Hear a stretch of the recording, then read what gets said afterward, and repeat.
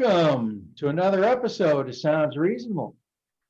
I'm your host, Dr. Brad, and I am joined in the production of our weekly show by Tim, Tracy, and Abby. We're all members of the Free Thought community, and our Sounds Reasonable website can be found on Facebook. Do you experience frequent irrational thoughts, a pervasive belief in a divine sky daddy, an insatiable urge to read horoscopes, perform spells, speak in tongues, or pray? Fortunately, you are now listening to the cure for these ailments. Sounds reasonable. This show is dedicated to bringing you, the listener, the latest news in free thought, science, logic and reason, and politics and religion. And of course, we encourage you to share your thoughts with us after every episode by posting comments and asking questions on our Facebook page. What is free thought? What does it mean to be a free thinker? The dictionary definition is a person who forms opinions about religion based on reason, independent of tradition, authority, or established belief. Here's Christopher Hitchens' working definition. Our belief is not a belief. Our principles are not a faith. We do not rely solely upon science and reason because these are necessary rather than sufficient factors, but we distrust anything that contradicts science or outrages reason. We may differ on many things, but what we respect is free inquiry, open-mindedness, and the pursuit of ideas for their own sake. We will now move on to our science news segment. And remember that the scientific mind is one that allows its perceptions of reality to be constrained by good evidence and good argument. As a college professor for 28 years, I would sometimes get asked by students that were not in a science track for their degree, why do I have to have 10 hours of instruction in the sciences to obtain my undergraduate degree? While there are many reasons for this, one very important reason is so that you don't get fooled by individuals making false claims that a basic understanding of science would have prevented. Tim has a prime example of this for his science news segment this week. So Tim, tell us all about it. Thanks for the introduction there, Dr. Brad. And you're right about false claims and how nowadays it is really important to, maybe even more so, to check the validity of what you read or hear, period, no matter what. My article today comes to us from BuzzFeed News, posted May 6th, updated May 11th, written by Zahara Herji, and is titled Magic Mushrooms. This scammer is twisting science in a scheme to save the world. Joseph Kelly's solution to the climate crisis is simple, affordable, and doesn't require radical changing of your life. Take a special blend of fungi that's packaged in a cute little orb, dissolve it in water like a bath bomb, and spray it once on your lawn to boost its ability to suck carbon dioxide right out of the air and store it in the ground. A single orb, quote, helps you easily capture 1 ton of CO2 in your lawn every year for at least a decade, Kelly says, in a Kickstarter campaign for his company Net Zero that launched in January. Lawns, he claimed, could capture 20% of the US emissions, bigger than the carbon footprint of the entire agricultural sector. If this sounds too good to be true, that's because it is. He's full of shit. The real Joseph Kelly is no climate hero. He's a charismatic and vindictive huckster who has spent more than a decade in a vicious cycle of rebranding himself, using shady business tactics and threatening people who cross him, including allegedly using fake aliases. You know, he makes up people to claim certain things have happened that haven't. As a climate entrepreneur, Kelly has peddled dubious science, including by claiming fantastic results from a study that showed his product didn't do much. while he told the Securities and Exchange Commission and investors that he had possible deals in the works with many big companies looking to cut their carbon footprints. Several of them told BuzzFeed News they had no record of even talking to him.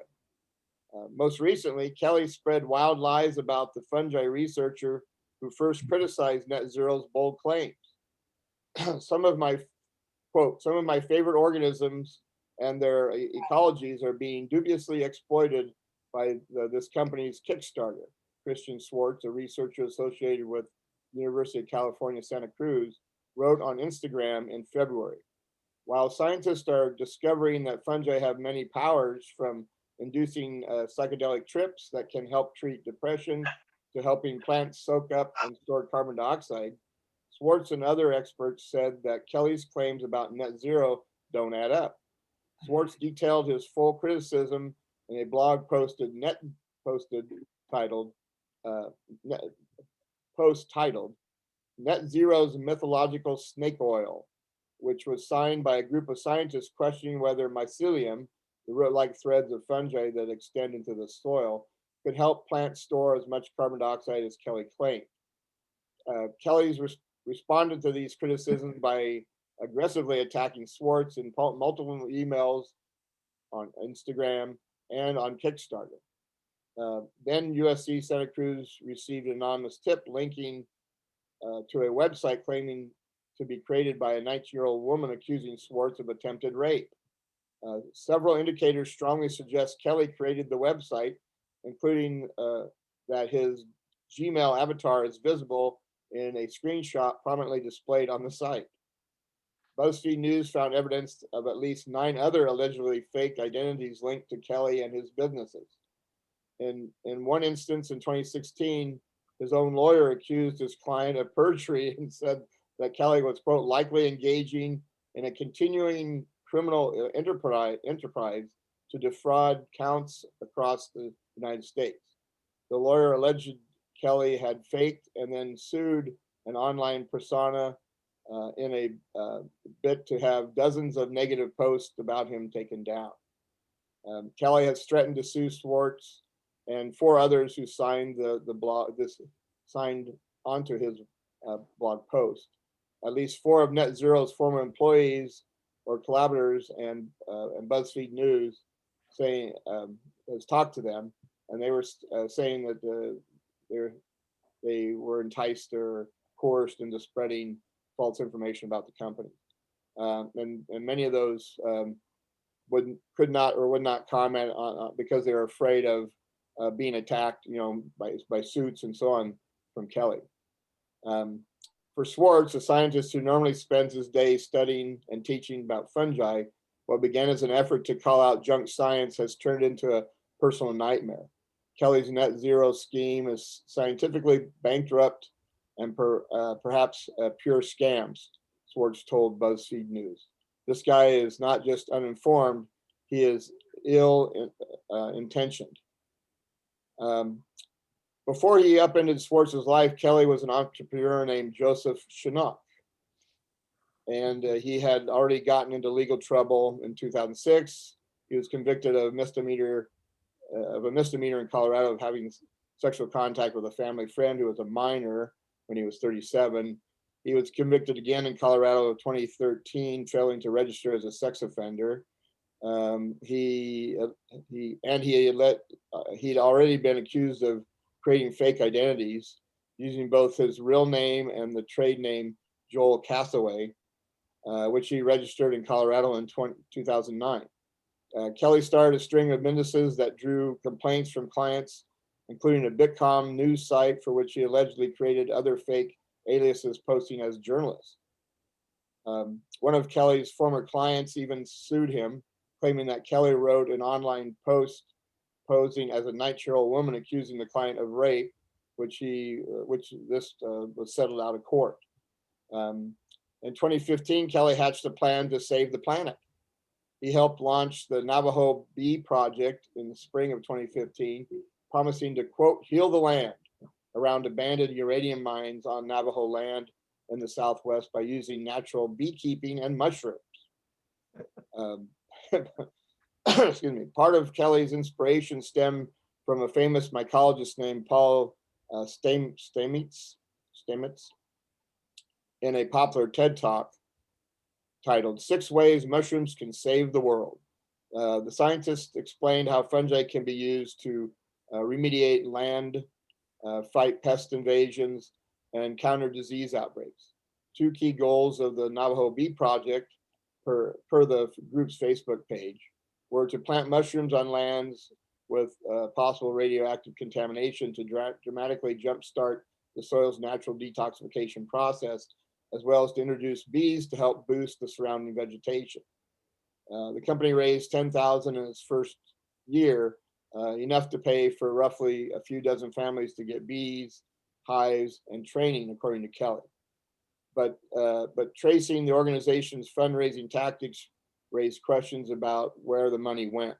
In August 2015, the Navajo Bee Project asked its Facebook followers to PayPal their donations to Patrick McDonald, also the name of one of the reporters involved with Kelly's Bitcom venture.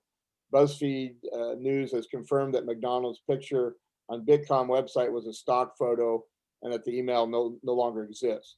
So they believe that that was one of Kelly's aliases.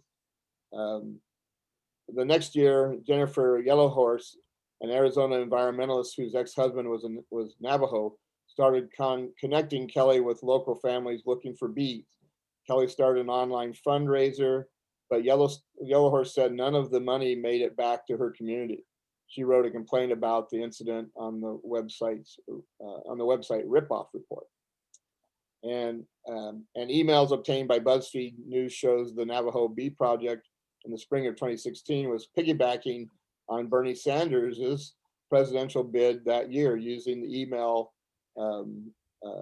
First Nation for Sanders Gmail email to raise funds. After, quote, after donating to Bernie, please donate to the Navajo Bee Project, said one email. Representatives from the Sanders campaign told BuzzFeed News that Kelly did volunteer for them, but the Gmail account was not affiliated with them. The email was also not associated with Navajo Nation's tribal government, according to a spokesperson. So again, early on, he's been involved in these kind of running these scams, piggybacking off legitimate things. So Kelly launched a company, the Hive Mind, which marketed a new use for mycelium to big businesses looking to be more climate friendly. His sales pitch was simple. Plants already pull carbon dioxide out of the air and release some of it back into the atmosphere as part of the growing process. Adding mycelium, he said, can supercharge the plant's ability to not just suck in the greenhouse gases from the air, but more importantly, store the carbon dioxide underground for a long time. Kelly could sell the mycelium to big companies to use on their land, including on green rooftops to help cut the carbon footprint. By 2017, he had successfully pitched the mycelium idea to Cummins, a manufacturer of diesel and natural gas engines that makes billions in revenue. Cummins looped in Andrew Javier, I believe it's pronounced, director of UK-based company Waterproofing Advisors, to install green roof inoculated with Kelly's mycelium at the Cummins-owned building in England. Around this time, Kelly filed an official request to change his name from Joseph Chinook to Joseph Kelly, claiming I've been stalked online and spent over $50,000 without remedy, so it wants a new start. But before collaborating further, Genevieve wanted to see rigorous science backing up Kelly's claims. So Kelly consented. With Kelly's consent, excuse me. Javier said he helped line up a funding for environmental scientist Jens Arne Subke at the University of Stirling in Scotland to test the mycelium. Genevieve also brought in oil giant Royal Dutch Shell on board for a pilot project to test the mycelium blend on a green roof at London gas station. Using the same soil, plants, and mycelium as on the shell rooftop, Subkey planted 6 trays with mycelium and 6 trays without. Over the course of 4 months, he repeatedly measured their carbon flux, or the amount of carbon dioxide being sequestered by the soil and plants compared to the amount being released. By the end of the experiment, he said he did not measure any significantly statistic difference in the amount of carbon captured in the trays containing mycelium compared to those without. Overall, we can state the green roof model in this experiment shows no strong evidence to either gaining or losing carbon. Subkey emailed Kelly and Gervais in December of 2019.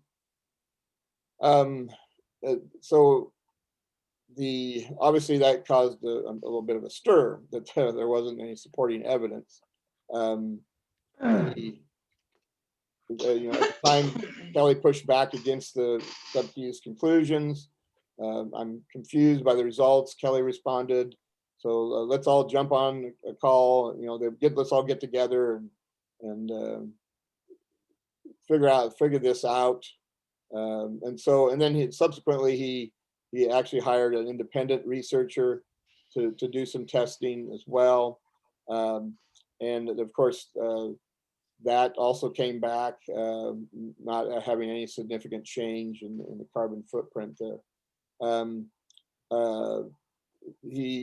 Kelly asked Subkey and another scientist he had hired, Christine Hawks of North Carolina State University, about whether it was accurate to extrapolate from the results that the mycelium used on the 1,470 square meter land would sequester 1 ton of carbon. Both scientists said no. Again, that started to raise questions about the legitimacy of his claims. I'm going to skip down here.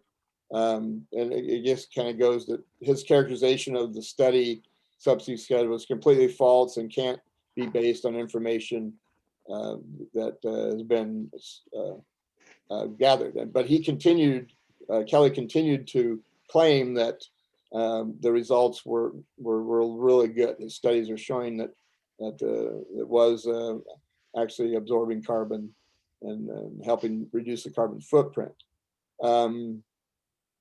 By July 2020, Kelly updated HiveMind investors about the launch of a new company, Net Zero, that would take his mycelium straight to the climate conscious consumer.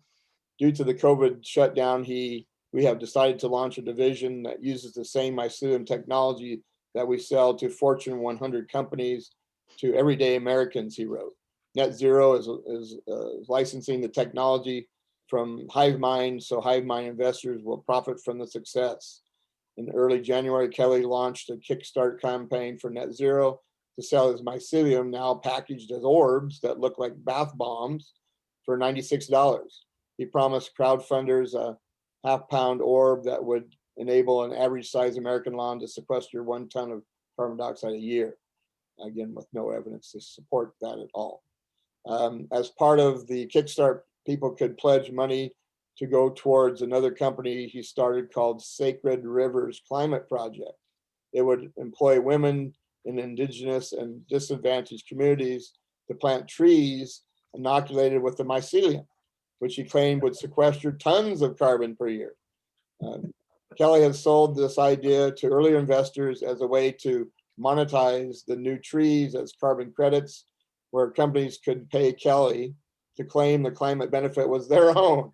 So they could they pay him for the rights to say they did it. It didn't take long for Net Zero to show up on the radar of mycologists, and that's when Christian Schwartz got involved.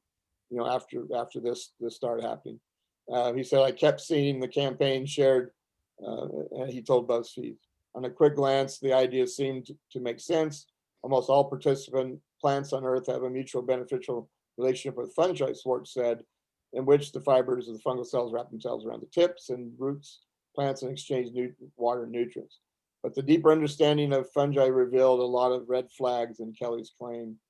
He said, I got angry just about, and I was short of shock. Okay, so then the article goes on talking about some of the things that Kelly has done, against Swartz, and it's just turned into like kind of a nightmare. I know we'll post that article. It's pretty lengthy, but it's just so I'm going to end it here. But again, it's just amazing how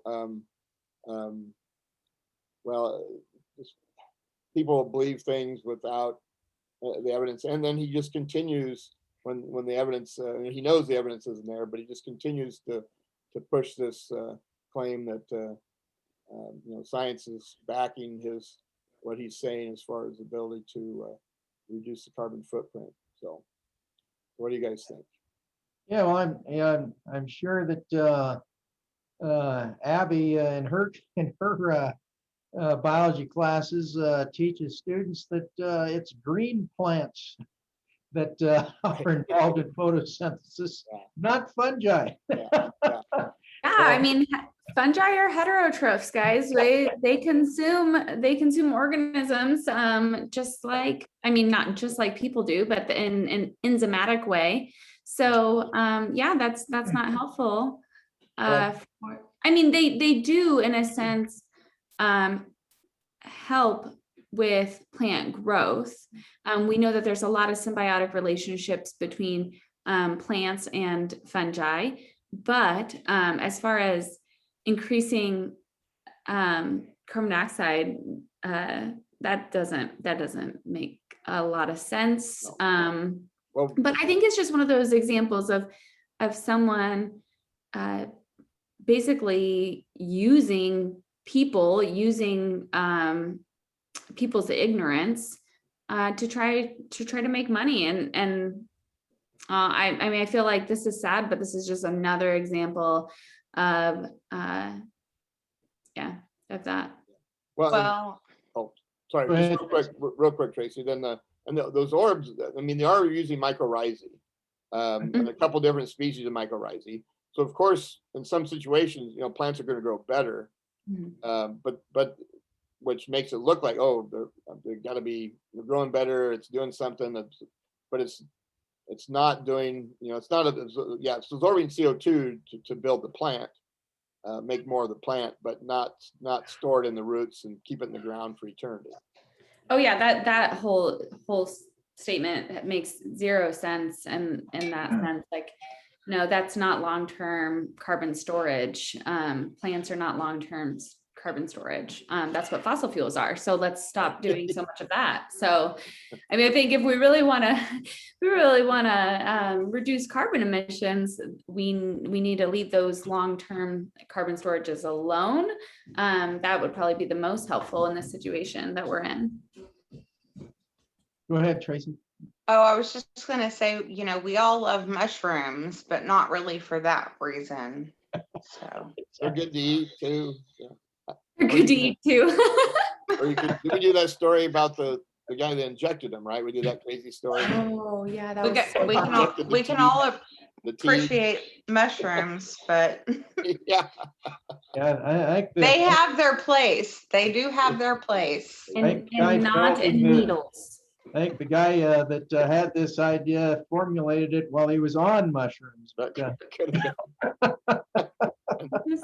portobellos. Like there were the ones I passed out at your birthday party. Everybody loved those. That's what happened to me. I put them on the burgers. Big hit. Yeah. So, and here's the thing. I mean, he had some major companies, involved in this, and he had, claiming that environmental agencies had verified this and had okayed this. I mean, it just blatant lies. And then anytime anybody tries to do something, then he's suing them. He's going after them. My first thought when reading this was that it's just like how Trump runs his businesses. He'll dupe people. You try to do something, then he's suing you. He's a scavenger. In my opinion. Yeah, but it, I have one quick anecdote and then we'll move on here. But there was a guy in France that advertised, put an advertisement in one of the Paris newspapers that the Eiffel Tower was to be scrapped. And so Well, so he had amazingly enough, he had several people come in, bidding for the contract. And a guy signed it and paid him over $1 million holy for shit. the right to scrap the Eiffel Tower. Well, of course, when he goes to get the permits to do this, they go, "What in the hell are you talking about?" What the? and the guy said, "What?" But the bottom line to this, and this is what clicked my memory on it. The bottom line to this is the guy refused to press criminal charges to go after him because it was too embarrassing. Oh. Yeah, it was too embarrassing that he had been duped by that ad. I And can't it believe paid I'm over $1 million to do it. Was it just a regular like ad in? Yeah, just put an ad in the newspaper saying that needed. We're looking for engineers to Someone come scrap on. the Eiffel Tower. So I guess newspapers aren't Brilliant. I'm responsible for verifying ads, I guess, huh? I mean, you would think, wouldn't you think somebody in the newspaper would see that and go, "What the hell?" And then maybe check in, is that I'm right? sure plenty of people did see it Is and that say, right? "What the hell?" But But the ads is where they make money, guys. Yeah. I mean, ads are Yeah. where those newspapers and magazines and Yeah. stuff make money. So, I mean, are you really surprised that they would let it go? Let it go. Oh man. my so mind anyway, is spinning right now. My mind is spinning right now. that's right. Totally spinning right now. Yep. Yep. We're going to see a lot of ads in the local Arkansas paper there, Tracy. We'll be making some money. Someone to scrap the Capitol. You could just The sell government, come break off a piece of the Capitol, sell them like pieces of the Capitol building. All right. Get your own piece of the Capitol building. I think we'll have to leave it there. So thanks so much for that story, Tim, and we'll be right back with more Sounds Reasonable.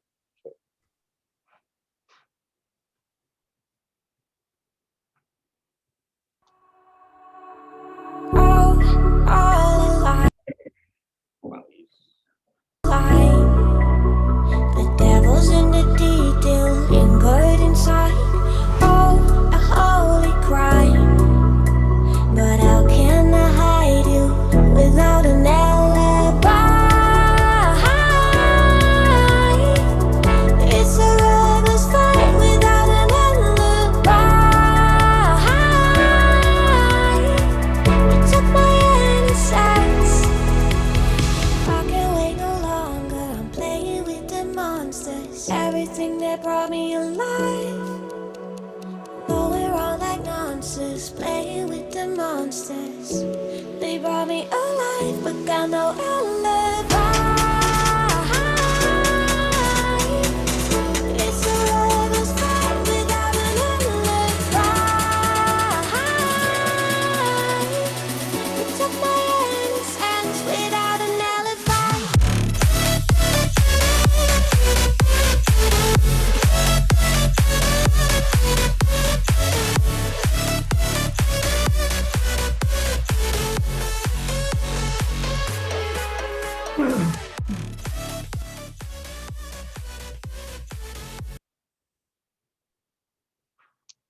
And we're back with more Sounds Reasonable on Sunday, May 16th, right? I believe.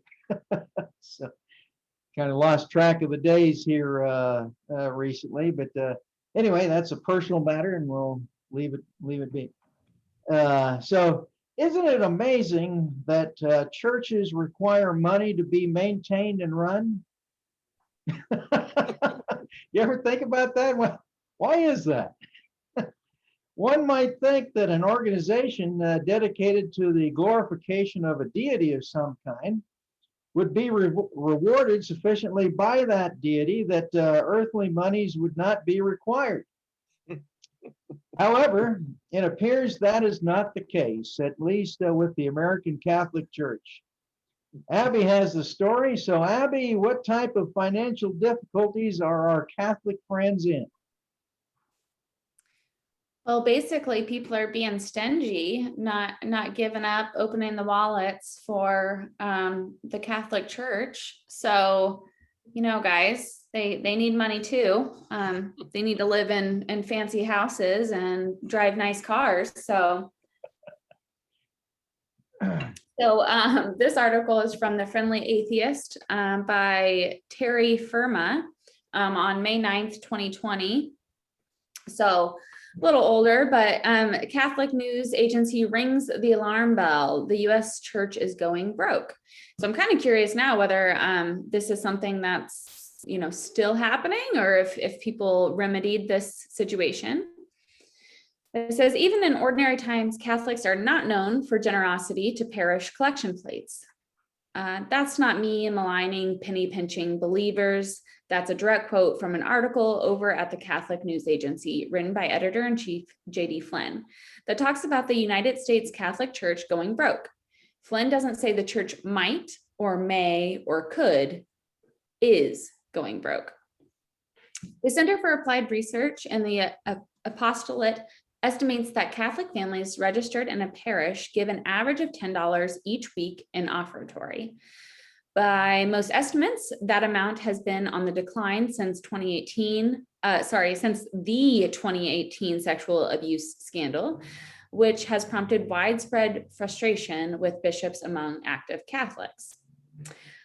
I follow this stuff daily, and I honestly had to look up which sexual abuse scandal 2018 refers to.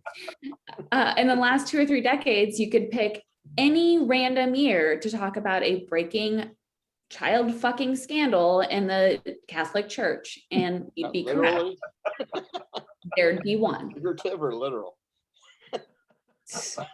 Probably both. Sorry. Probably both. I think she's talking literal, but because that's what people are more upset about. As Christopher Hitchens put it, the Catholic Church has a new doctrine, no child's behind left. Well,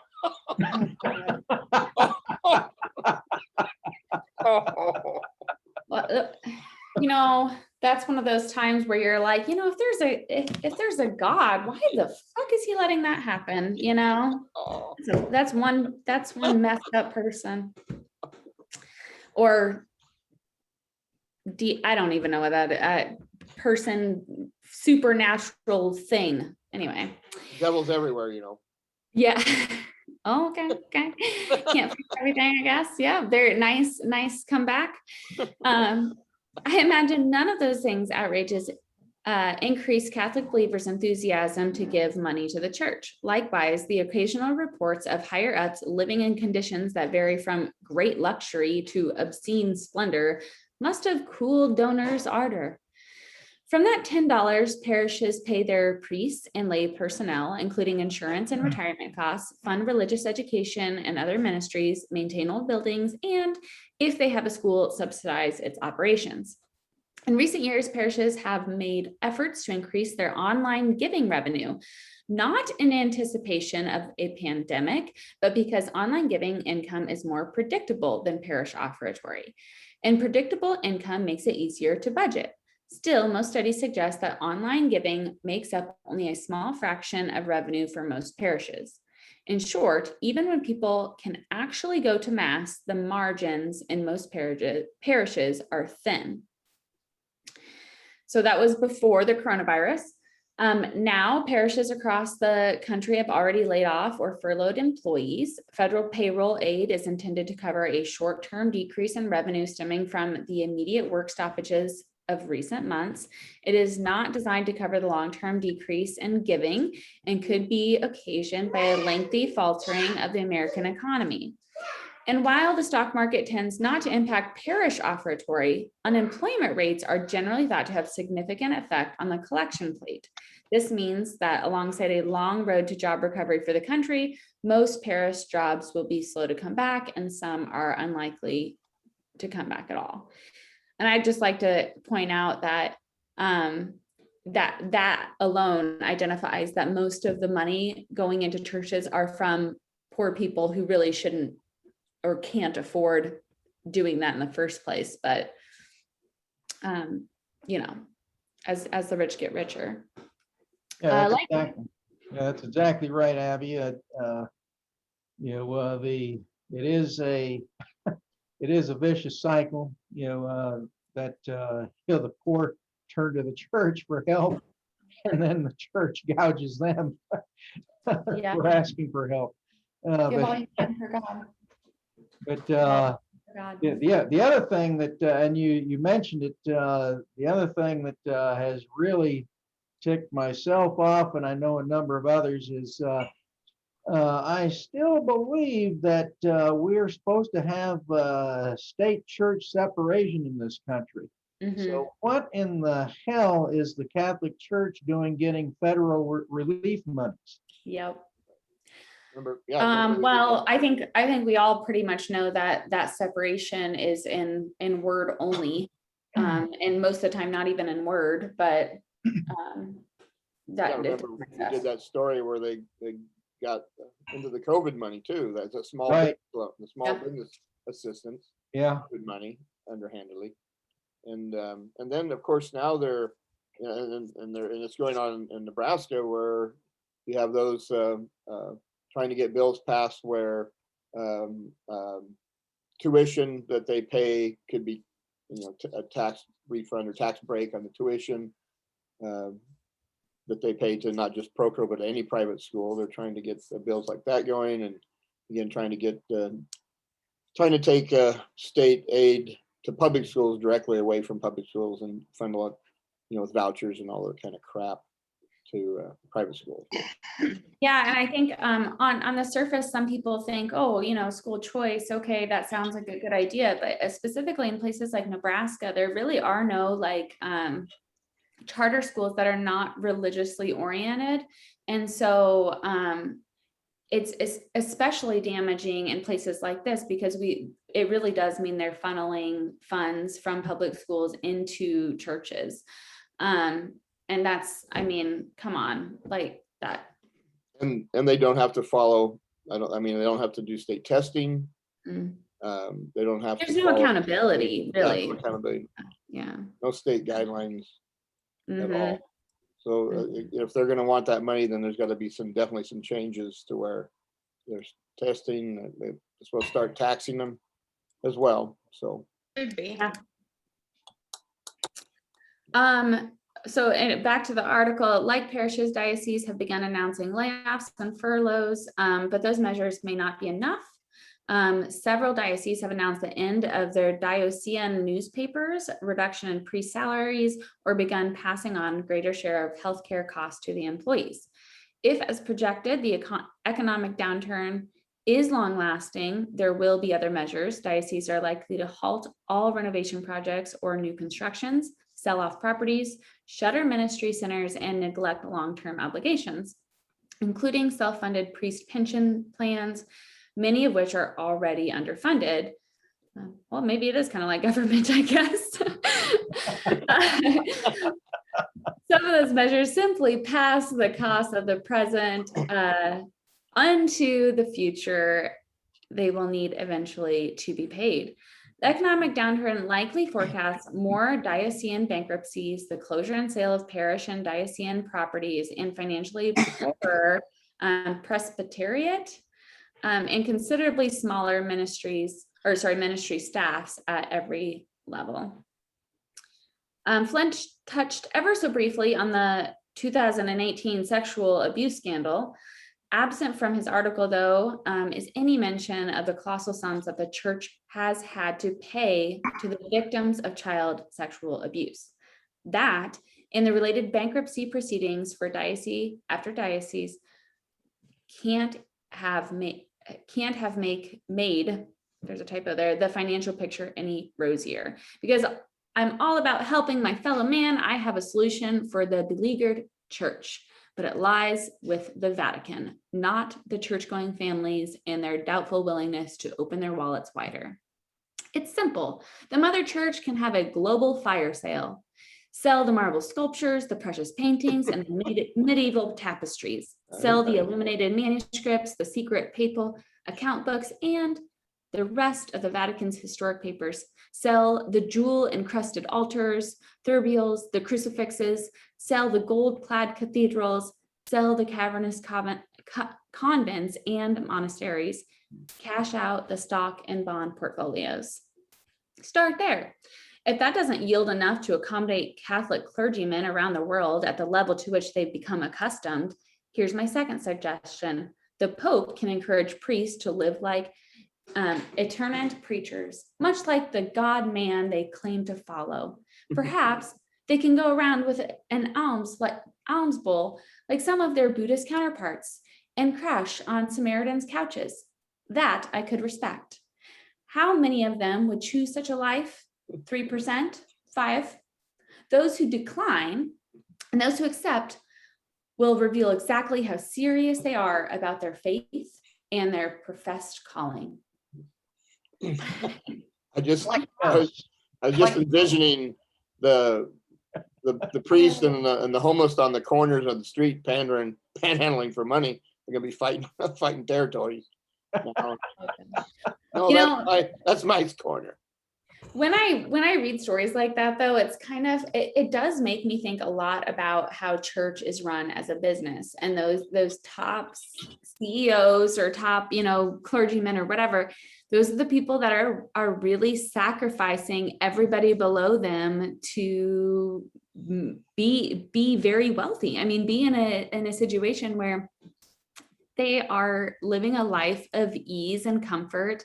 And I guess at the corporate level, I can almost have some respect, because I feel like that they knew what they were doing. They know, like, I'm in this, I don't care who I screw to get to the top and to make this money. And so I feel like that's kind of expected. But then you think about church and you're like, aren't you supposed to be helping the poor? Aren't you supposed to be helping humanity? But yet you're just like any other crook.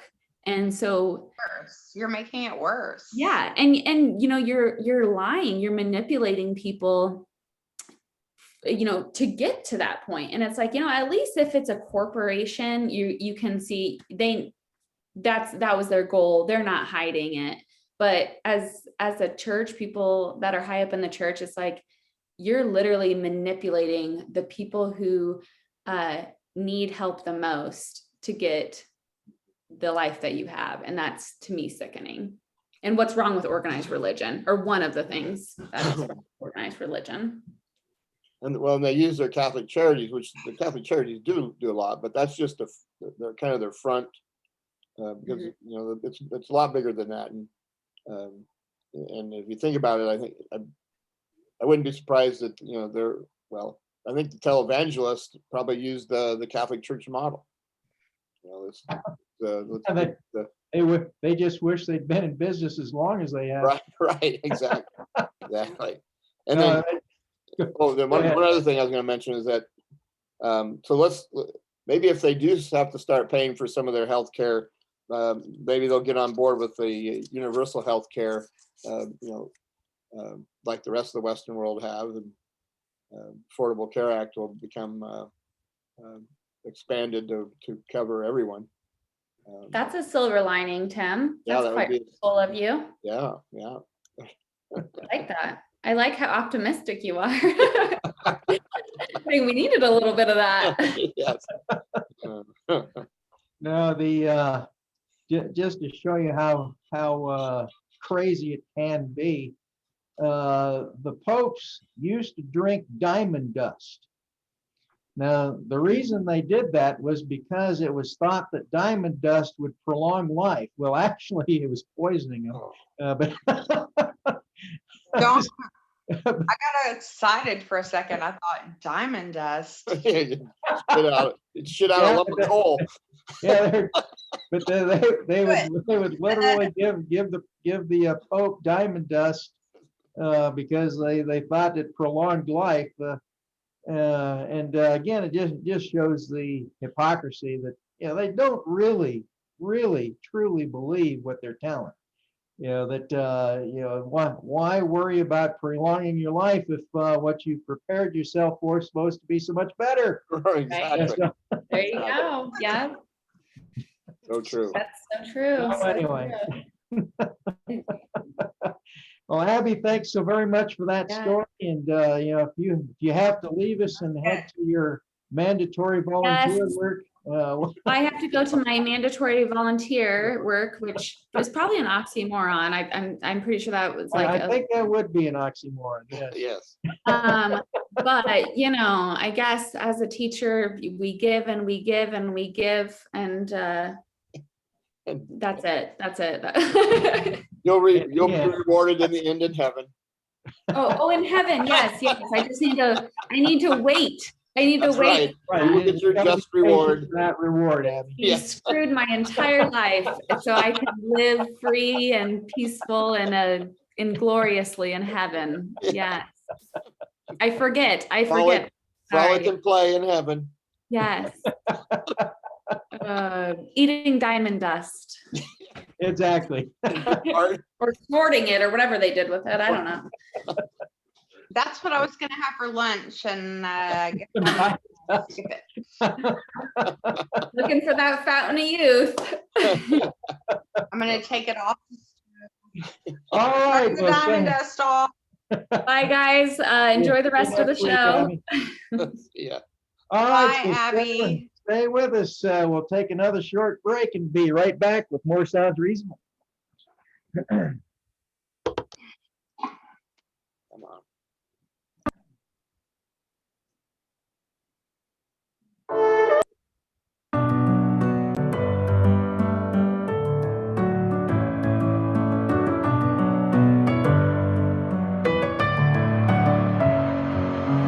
Messing with my head again. You had your heart set on me, but these feels, they come and go, and they come so easily. Tell me what it is about you that I can't forget, but you're breaking down my walls again just to set me free. Why do I, baby, why do I love the way you are, we always leave me? Why do I, baby, why do I love the touch but never love the feeling? Why do I, baby, why do I love the way you are, we always leave me? Why do I, baby, why do I love the touch but never love the feeling?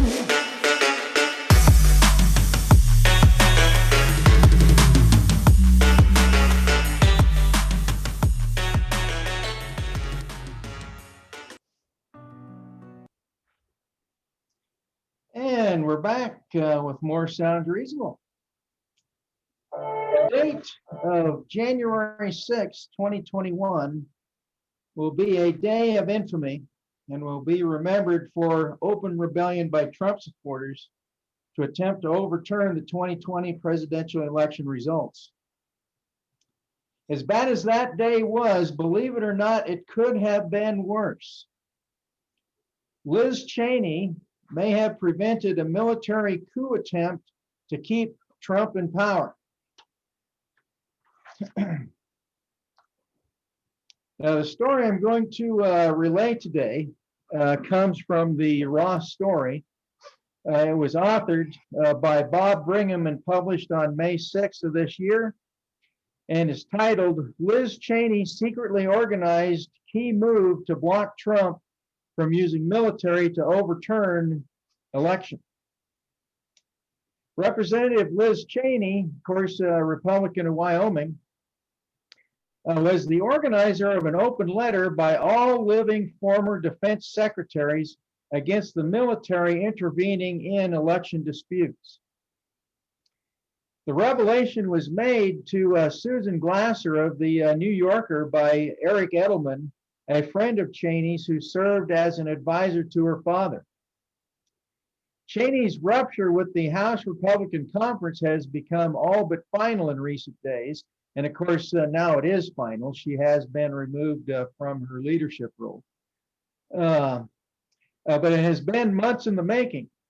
Edelman revealed that Cheney herself secretly orchestrated an unprecedented op-ed in the Washington Post by all 10 living former defense secretaries, including her father, warning against Trump's efforts to politicize the military, Glasser reported.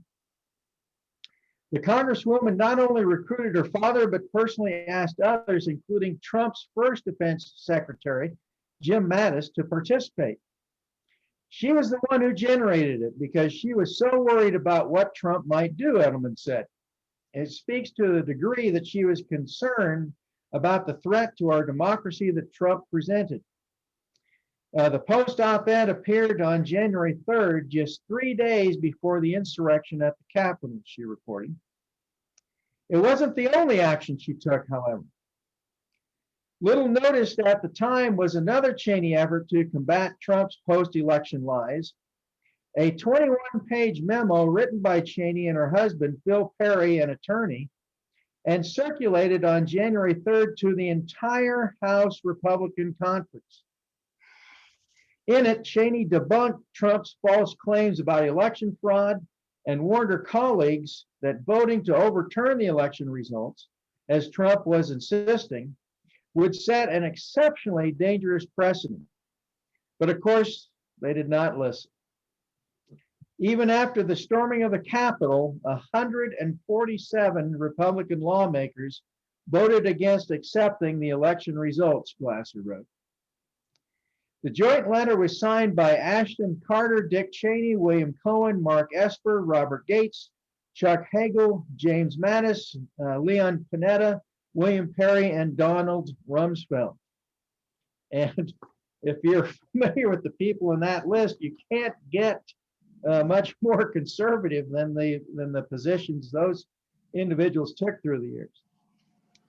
Now, American elections and the peaceful transfer of power that result are hallmarks of our democracy, with one singular and tragic exception that cost the lives of more Americans than all of our other wars combined. The United States has had an unbroken record of such transitions since 1789, including in times of partisan strife, war, epidemics, and economic depression. This year would be no exception, the former defense secretaries wrote. Our elections have occurred. Recounts and audits have been conducted. Appropriate challenges have been addressed by the courts.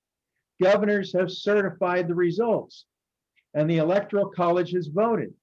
The time for questioning the results has passed.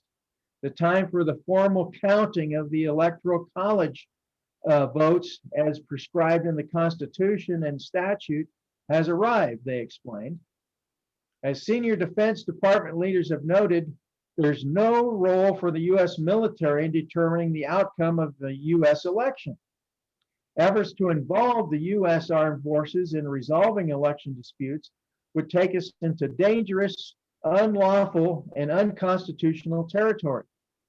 Civilian and military officials who direct or carry out such measures, would be accountable, including potentially facing criminal penalties for the grave consequences of their action on our republic. So, I mentioned this in a Facebook post on my own page, that in my opinion, Liz Cheney deserves the Congressional Medal of Honor, or at least the Presidential Medal of Honor. And in the same stroke, they should revoke Rush Limbaugh's. So what do you guys think? I mean, that's just scary as hell to me. I mean, amazing. But again, what it does to me, because Liz Cheney wasn't really, she was on, she's not the friend of a liberal. She's not a liberal friend. She, no, by any means. For her to go to that length I think it really hits home the seriousness of what she saw potentially happening or was trying to happen. Because she, to begin, I mean, she was a Trump loyalist, to start off with. And I mean, for her to change her tune to that extent, again, really signifies the danger that was there. To me, anyway. Yeah, absolutely. And, to me, it underscores a term that has just been totally lost by the current Republican Party, and that is the term loyal opposition. Right. I mean, Liz Cheney has truly, in the full definition of that term, carried it out. She is a loyal, carries out what someone that understands what loyal opposition means has done. And her reward, of course, has been to be removed from her congressional leadership by the Trump faction that is so pervasive right now. Yeah, it just shows you how far removed from reality the Republican Party has become, or a large section, most of them that are in Congress have drank the Trump Kool-Aid and are goose stepping right in line, and it's deplorable. Yeah, it's definitely like the loyalists have become more loyal. Extremists almost. Yeah, extremists, exactly. Yeah, it's one thing to exhibit loyalty to an individual, but when that requires that you discard loyalty to the country, then it's obviously gone too far. And that's what so many. Tim and I were having a discussion earlier about Trump supporters that we know, and there's just no getting through to them that how dangerous this man is. How close we came to literally losing our democracy, and it was close. I mean, there's a little handful of them who went, "Oh my God, what have I done?" And then there's the huge section of them who just went all in. Yeah. Well, now you have that group that's looking at, saying we're going to split the party. We're going to form a new party. Right, and let's hope that does happen. Exactly.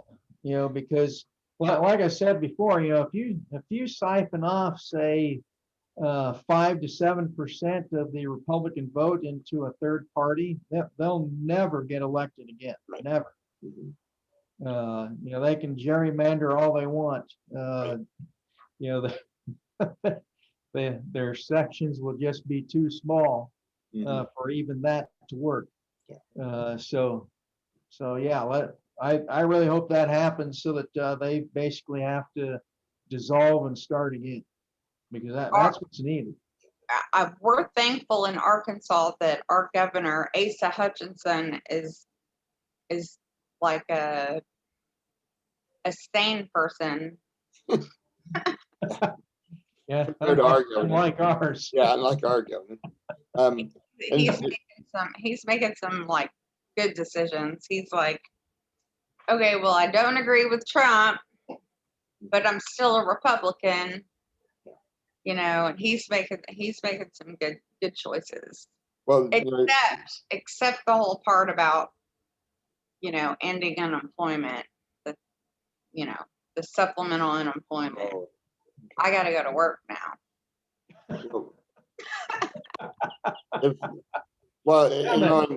And I think you're referring to some of the things that have been posted about people not I don't know if this is rightly true, but I don't believe totally true, but people, employees employers not finding employees because they're making too much on I am so excited to go back to work, though. I'm so excited. But the reason I'm going back to work is because I'm double vaccinated and it's time. yeah. Right. Well, It doesn't have anything to do with the unemployment thing. Right. I was planning on it anyway. right. Well, what I was going to say though is if that's the case, then obviously that's a definitely a sign that we need to raise the minimum wage. Correct. Get the minimum wage above to where you're going to make more money working than you are on unemployment or on some type of, and then they were tying in welfare with it too. But, and here's the other thing, how many working single parents still need the subsidies, welfare, Living because wage. they're not making a fucking living wage. So, Well, I'm different because I'm self-employed. So right. Well, yeah, right. Yeah, I know. I was just saying in general. And I'll another make thing, I'll make shit money either way. right. The other thing I was going to point out, Brad, is that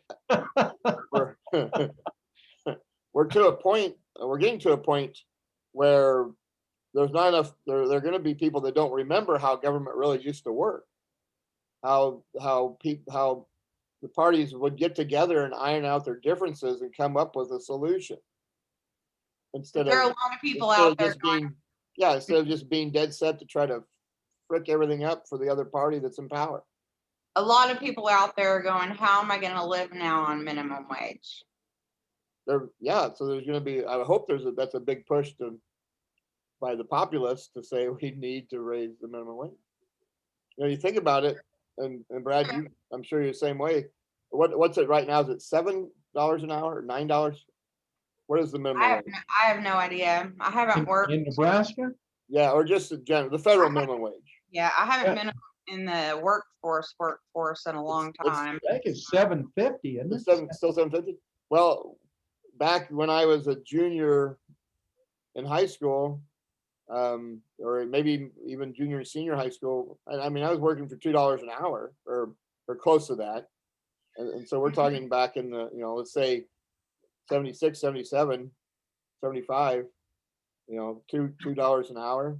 Didn't It's only it's only $8 an hour now in 2021. you used 50 to years. wash the dinosaurs with your? Yeah, I was a dinosaur washer. I also helped make fossil fuels. I was involved with that. I did a lot too. I always thought it was pretty cool training dinosaurs. Yeah. Second, Shovel the dinosaur Sure. back? Yes. T-Rex, go get I it. was a velociraptor walker. So I'd take your velociraptor out for walks. Walk them 3 times a day. Yeah, hazardous pay. I got 2.25 for hazard pay for doing that. First, we can thank Noah since he got those on the ark. Otherwise, we wouldn't have that job. So That's true. You had to make sure the boy and girl mosquitoes stayed on the ark. exactly. Right. Exactly. Right. With the net, you had to have the net. Get back on here. Yeah, and the tricky part was taping the horse tails down so they didn't swat those flies. Kill the 3 flies. Otherwise, we wouldn't have had them. Wonder who was in job to sexing the insects. That's had to be a tough job. The insects, you got to sex every insect. I mean, one of each. Noah was obviously the greatest entomologist of all time.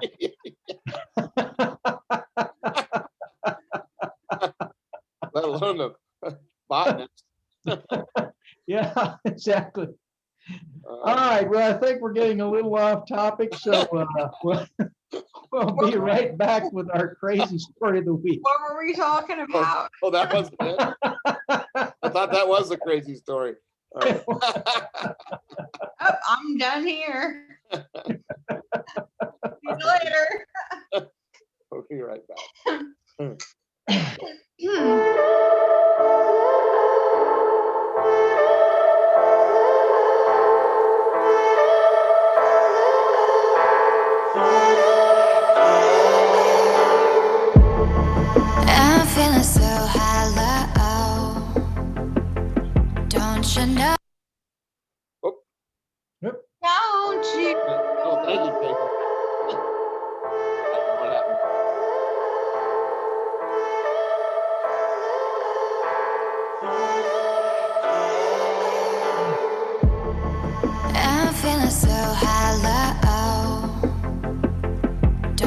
know? Don't you know? I'm living in shadow. Don't you know? Don't you know? I fell for fools gold. I fell for fools gold. What did I know? What did Okay, we're back with our crazy story of the week. In this age of COVID-19 pandemic, one would think that you might be proud of the fact that you've been vaccinated. But not Fox News, News host Tucker Carlson. Tracy has our crazy story of the week. So Tracy, why won't Mr. Carlson tell us whether he has or has not been vaccinated? My hair crazy enough? Looking good, looking good. That's We wild. might try electric shock next time. This is the way I like it. This is from Raw Story. CNN's Jim Acosta guest asked Tucker Carlson if Tucker Carlson has been vaccinated and why he won't tell his audience. I think that kind of answers the question, but anyway. On his show Sunday, wait, what was the date on here? This was posted May 9th. On his show Sunday, CNN host Jim Acosta addressed Fox News host Tucker Carlson in the bad faith questions that he's asked about COVID-19 vaccine. The questions came to a head on Wednesday when Carlson implied that thousands of people had died as a result of the COVID-19 vaccine. Oh, boy. Died.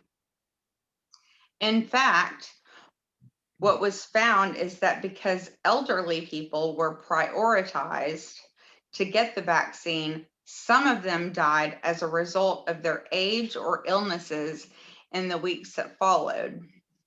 Sidebar, the second time I got the vaccine, I was so sick the day after. Like, I was in bed all day. And I wondered if, like, old, feeble people who got the vaccine, if they got really, really sick, I wondered if maybe some of them died. Just because I felt so bad. I thought I might die, but I did not die. But I did get very sick. I think it had something to do with my autoimmune because of my arthritis or whatever, but okay. Speaking to Acosta, medical analyst Dr. Jonathan Rayner explained that actual fatalities due to the vaccine are almost zero. The greatest concerns have been about allergic reactions to the vaccine, which present within 30 minutes of getting it, and blood clots in women from the Johnson & Johnson vaccine.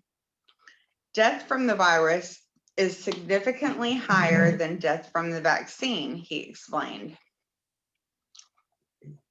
Correlation does not imply causation, as Carlson claims. For example, if a Fox News viewer dies while watching the network, it doesn't mean Fox News killed them. Oh, shoot. What if just their brain dies? No, it was already dead if they're watching Fox News. There is a direct correlation with their intelligence, like their IQ. Their IQ might be affected. It drops. That was a scientific study that we might cover one day. It prompted Acosta to ask if Carlson had been vaccinated. Presumably, if Carlson has gotten the vaccine, his viewers deserve to know if what he's saying applies to him or only to his viewers. I have two questions for Tucker Carlson, Acosta began. Have you been vaccinated? And why won't you tell your audience whether you've been vaccinated?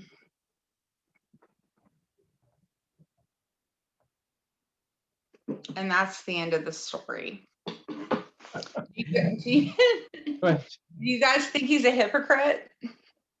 I'd say with a capital H. Do you think An he did get exclamation point vaccinated and You, he just doesn't want to? you know he has. Well, I don't know he has, but I would not be surprised. Were you there? Were you there? I gave him the injection.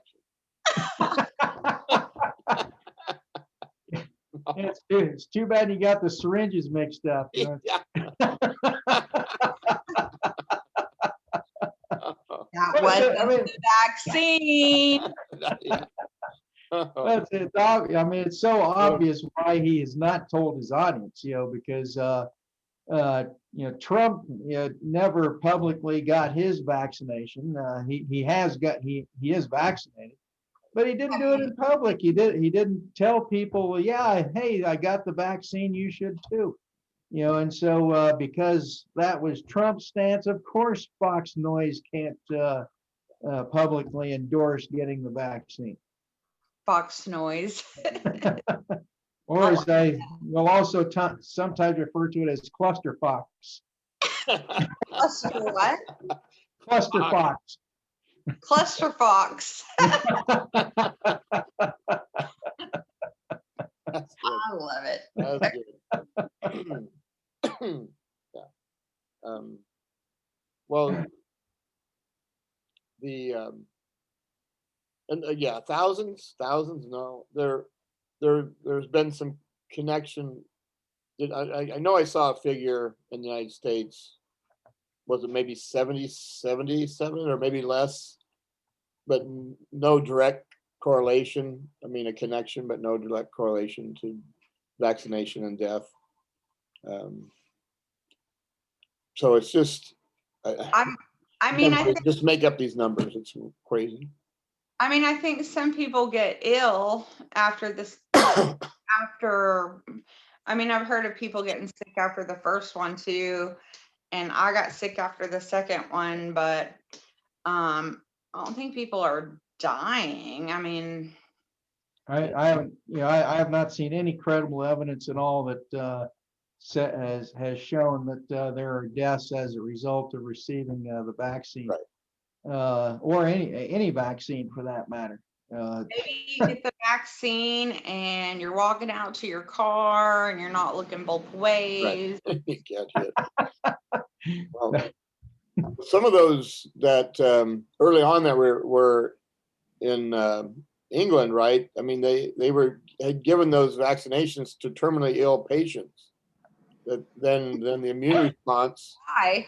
Well, yeah, why? Yeah, that was the first question. Well, why are you giving vaccinations to terminally ill?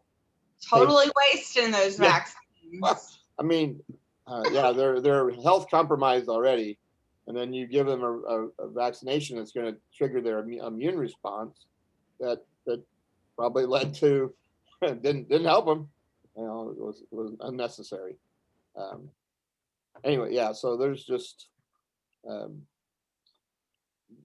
they're desperate to find any way they can to try to shed a negative light on the success that Biden's administration is having with the vaccination program. Period. Desperate. They're desperate. Yeah, I mean, we've slipped from over 3 million people getting vaccinated a day down to about half that now. I think we're down to 1.5 million per day getting vaccinated, and so that's obviously slowing our progress to getting things back to normal. That's the other thing. Fox has been screaming, we need to get back to normal. We should open up. Well, there's a solution to that, Fox Noise, and that's to get everybody vaccinated. It's a fucking vaccine. And I think that drop off is the fact that we're running into those that are that they're not maybe total anti-vaxxers, but have been scared off by these scare tactics, and now are leery for no reason. Right. I wonder if these are the same people who, back when we started wearing seatbelts, are the same people who like resisted that. Or motorcycle helmets. Right, I mean, yeah. you can point to all kinds of things like this. I mean, it's there is an argument to be made for libertarian approaches to things, like Yeah, Penn. Penn of Penn and Teller is a huge libertarian. the government's not going to tell me what to do. He was now here. Listen to this. He was for establishing what he wanted to call libertarian airlines, where you just buy your ticket and walk on. There's no security, no nothing. You just walk on, No and seatbelt. there you are. You're on the plane. You can do basically whatever you want while you're on the plane. Pilot doesn't need to have a license. If I were going to hijack a plane, that's where I would go. Exactly. FAA doesn't monitor the plane safety. People have grown up in an era where that basically just doesn't happen. 9/11, of course, was the last one per se. But man, when I first started flying in the late 70s, early 80s, it was not uncommon to have a hijacking about once a month. Right. I mean, Right. people were getting flown to Cuba all the time. Oh man, so yeah, people just forget these things that we really have these measures in place for a reason. What's really interesting is with the vaccination, those that are refusing to get vaccinated change their tune once their employers pays them $100 or $500 to get vaccinated. Then they're getting in line to get the vaccine. But Yeah. before that, there's no way. You're telling me I'm not getting that vaccine. I don't trust it. But once there's a little money dished out, now they're jumping right in line. And I so was looking seeing at positive incentives to do that. I was looking at a job. Amazon is hiring here, and you get a $500 sign-on bonus, and then you get an extra $100 if you have been vaccinated.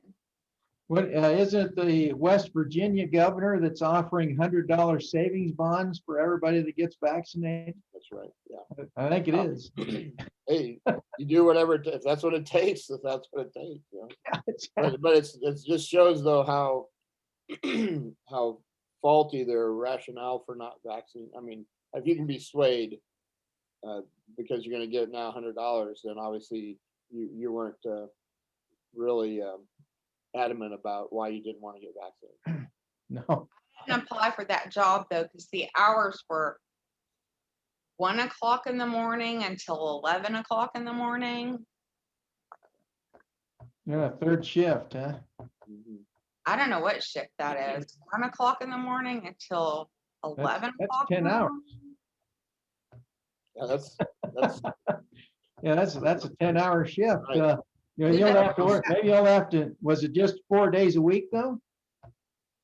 I don't remember. Normally, I mean, there are some companies that have done that. Go to 10-hour shifts, but 4 days a week, so you get 3-day weekends rather than 2. and they don't have to pay Maybe, overtime. but I don't think I could deal. Which I always thought I thought that was a pretty good idea actually.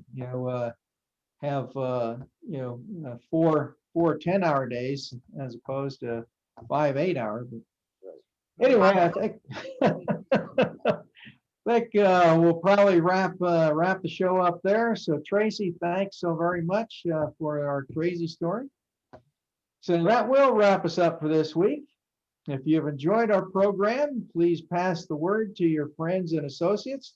believers and non-believers alike. Again, just a reminder that you are welcome to post questions and comments on our Facebook page. Remember, there's an enormous difference between having good reasons for what one accepts to be true and having bad ones.